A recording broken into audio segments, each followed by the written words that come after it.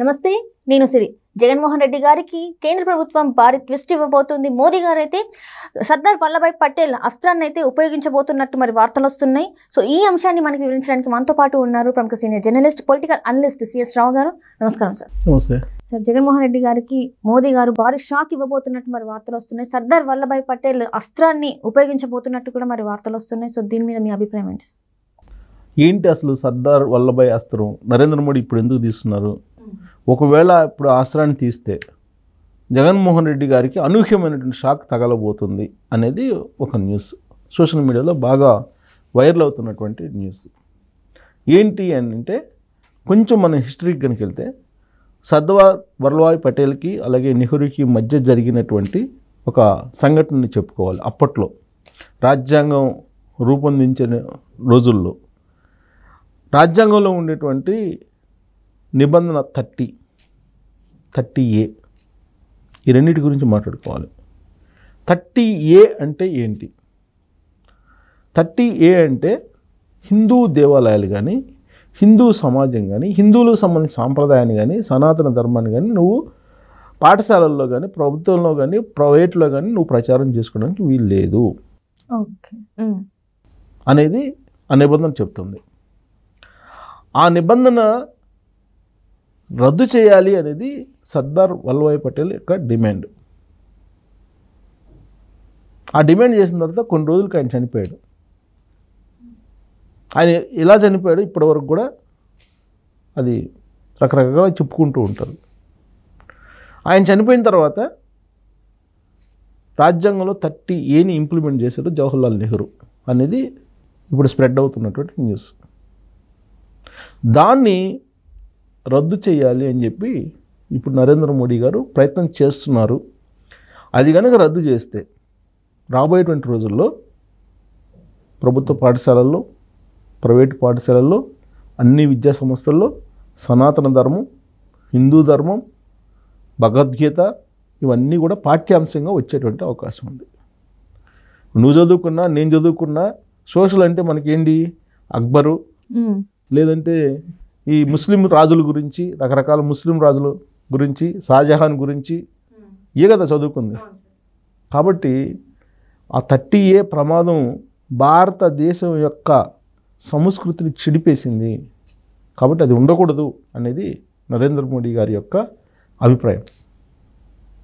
అదే కనుక ఉన్నట్టయితే నీకు రాజ్యాంగం వచ్చినటువంటి రోజుల నుంచి ఇప్పటి వరకు కూడా ఏమై ఉండేది, మొత్తం సనాతన ధర్మము అలాగే హిందూ ధర్మం ప్రాచుర్యంలోకి వచ్చేది. దాని యొక్క విలువ ఏంటనేది ఇప్పుడు హిందూ సమాజానికి తెలిసి ఉండేది, భారతదేశానికి తెలిసి ఉండేది. ఇవాళ భగవద్గీత అంటే ఏమనుకుంటున్నారు? చనిపోయిన దగ్గర భగవద్గీత వినిపిస్తుంది ఎక్కువగా. ఏ ఒక్కళ్ళైనా భగవద్గీతను శుభకార్యాల్లో పెడుతున్నారా? అంటే చావుకి మాత్రమే ఉపయోగిస్తున్నారు. చచ్చిన వాడు పుట్టక తప్పదు, పుట్టినవాడు మరణించక తప్పదు అని చెప్పి అది మాత్రం వినిపిస్తున్నారు. అది కాదు, భగవద్గీతలో విలువైనటువంటి సమాచారం ఉంది. ఆ సమాచారాన్ని దూరం చేసింది 30A, రాజ్యాంగంలో ఉన్నట్టు 30A అనేది బీజేపీ యొక్క అభిప్రాయం. ఒకవేళ ఆ 30A కనుక లేకుండా ఉంటే హిందూ సమాజం అప్పట్లో ఆ సనాతన ధర్మాన్ని, హిందూ ధర్మాన్ని మొత్తం ప్రాచుర్యంలోకి తీసుకొచ్చినదే, ప్లస్ దాని యొక్క విలువని తరతరాలుగా దాన్ని ప్రవాహంలాగా తీసుకొచ్చినదే. కానీ అది లేదు, అది లేకుండా చేశారు. లేకుండా చేయడంతో పాటు రాజ్యాంగంలో ఉండేటువంటి 30 అనేటువంటి నిబంధన, ఆర్టికల్ 30 అనేటువంటి నిబంధనని ఏం చెప్తుంది ఆర్టికల్ 30? రాజ్యాంగంలో ఉండేటువంటి ఆర్టికల్ 30 ఎంత దారుణమైనటువంటి నిబంధన సోషల్ మీడియాలో వైరల్ అవుతుంది. ఏంటంటే ఆర్టికల్ 30 ప్రకారం రాజ్యాంగంలో క్రిస్టియన్ మిషనరీస్ ద్వారా క్రిస్టియానిటీని మీరు చెప్పుకోవచ్చు, బోధించవచ్చు. అలాగే ముస్లిమ్స్ పాఠశాలలు పెట్టుకొని వాళ్ళ యొక్క మతాన్ని, వాళ్ళ యొక్క మతంలో ఉండేటువంటి ప్రాశస్త్యాన్ని పాఠ్యాంశాలుగా మీరు బోధించుకోవచ్చు. అందుకే ఇవాళ మదరసాలు ఎక్కువైపోయాయి. మదరసాలు అంటే పాఠశాలలు, ముస్లిం పాఠశాలలు. దాంట్లో జరుగుతుంది ఏంటి, వాళ్ళ యొక్క మత ప్రచారం జరుగుతుంది. వాళ్ళ మతం యొక్క విలువ ఏంటనేది చిన్నతనం నుంచి వాళ్ళకి నేర్పిస్తున్నారు. కానీ మన సనాతన అంటే ధర్మాన్ని లేదు, చేయటానికి లేదు, పాఠ్యాంశంగా నువ్వు చెప్పుకోవడానికి లేదు. రాజ్యాంగంలో 30 అదే చెప్తుంది. అంటే అందరికి ఒకటే కదా సార్ రాజ్యాంగం అనేది, వాళ్ళకి మాత్రం రాజ్యాంగం అందరికి ఒకటే, కానీ ఇక్కడ డీవియేషన్ వచ్చింది. అందుకే చెప్తుంది సర్దార్ వల్లభాయ్ పటేల్ ఆ రోజున ఎదురు తిరిగాడు నెహ్రూకి అని చెప్పి చరిత్ర చెప్తుంది. 30A రద్దు చేయాలి, 30A ఉండకూడదని. కానీ 30A ఆయన చనిపోయిన తర్వాత ఇంప్లిమెంట్ చేశారు. 30A ఇంప్లిమెంట్ చేసిన కారణంగా హిందూ సమాజం సనాతన ధర్మానికి సంబంధించినటువంటి పాఠ్యాంశాలు లేకుండా పోయాయి. దానికి సంబంధించినటువంటి అంశాలే ప్రచారంలోకి తీసుకురాకూడదు.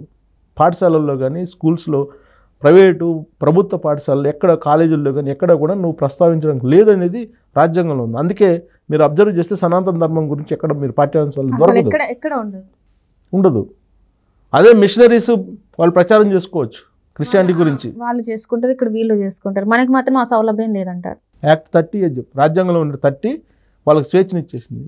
జైలు గురించి చెప్పుకోవచ్చు, ముస్లిం గురించి పాఠ్యాంశాలుగా చెప్పుకోవచ్చు, బహిరంగంగా బోధించవచ్చు. మద్రసాలు పెట్టారు కదా, ఆ మద్రసాలని పెట్టి కదా దాంట్లో ఏం జరుగుతుంది అనేది చూస్తే ఆ మద్రసాల ముసుగులో ఈ కొన్ని టెర్రరిస్ట్ సంస్థలు ప్రబోధం చేస్తున్నాయి హిందూ మతానికి వ్యతిరేకంగా అనేది కదా, టెర్రరిస్టులు తయారు చేస్తున్నారని చెప్పి కూడా ఉన్నాయి కదా ఆరోపణలు.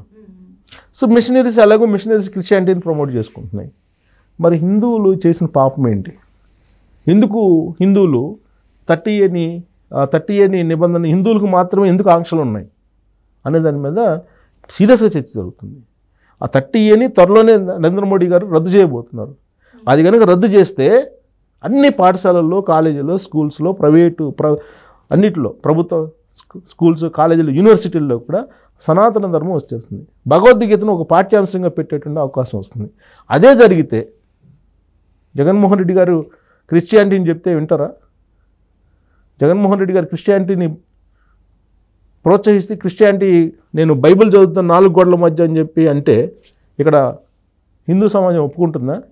హిందూ సమాజం ఆయన ప్రోత్సహిస్తుందా? హిందూ సమాజం ఆయన వెంట నడుస్తుందా? నడవదు. అది లేనందువల్లనే ఇవాళ జగన్మోహన్ రెడ్డి గారు లాంటి వాళ్ళు బైబిల్ పట్టుకొని ఓట్లు దండుకుంటున్నారు, హిందూ ఓట్లు కూడా దండుకుంటున్నారు. బైబిల్ పట్టుకుంటున్నారు, ఆయన 4 గోడల మధ్య చదువుకుంటున్నారు. వాళ్ళ మదర్ ఏమో బైబిల్ పట్టుకొని ఎన్నికల ప్రచారానికి వెళ్తారు, క్రైస్తవుల ఓట్లు దండుకుంటున్నారు. ఇంకొక వైపు నేను సనాతన ధర్మాన్ని పాటిస్తున్నానని చెప్పి జగన్మోహన్ రెడ్డి గారు చెప్తూ హిందూ సాంప్రదాయాల ప్రకారం నేను కృష్ణానదిలో మునిగాను, గోదావరిలో మునిగాను, స్వరూపానంద ముంచెడు నన్ను అని చెప్పి చెప్తున్నాను. ఇంకోవైపు హిందూ ఓట్లను కూడా తీసేసుకుంటున్నారు. కానీ ఏ మతానికి సంబంధించి వాళ్ళు నమ్ముతున్నారంటే క్రిస్టియన్ మతాన్ని నమ్ముతున్నారు. క్రీస్తుని మించిన దైవం లేదు అని చెప్పి వాళ్ళు ప్రచారం చేస్తున్నారు కదా భారతిరెడ్డి గారు వాళ్ళు. ఇలాంటి వాళ్ళని లేకుండా చేయటం అనేది భారత సాంప్రదాయం కాదు, లౌకిక రాజ్యం ఇది, భిన్నత్వంలో ఏకత్వం ఉన్నటువంటి దేశం ఇది. కాబట్టి క్రిస్టియానిటీని ప్రచారం చేయకూడదు అని చెప్పి అడ్డుకోవటం కన్నా కూడా నీ మతం గురించి నువ్వు చెప్పుకో, ఆ వెసులుబాటును కల్పించు. ఆ వెసులుబాటు లేకుండా ఎందుకు చేసే భారత సనాతన ధర్మానికి, హిందూ సమాజానికి? కాబట్టి 30A అనేది ఆ రోజున సర్దార్ వల్లభాయ్ పటేల్ ఏదైతే చెప్పారో రద్దు అనేది, అది ఇంప్లిమెంట్ చేస్తే కనుక జగన్మోహన్ రెడ్డి గారి లాంటి వాళ్ళకి ఖచ్చితంగా ఎఫెక్ట్ పడేటువంటి అవకాశం ఉంది. తాడేపల్లి ప్యాలెస్ లాంటి వాటికి తాళాలు పడేటువంటి అవకాశం ఉంది. Thank you so much. Thank you.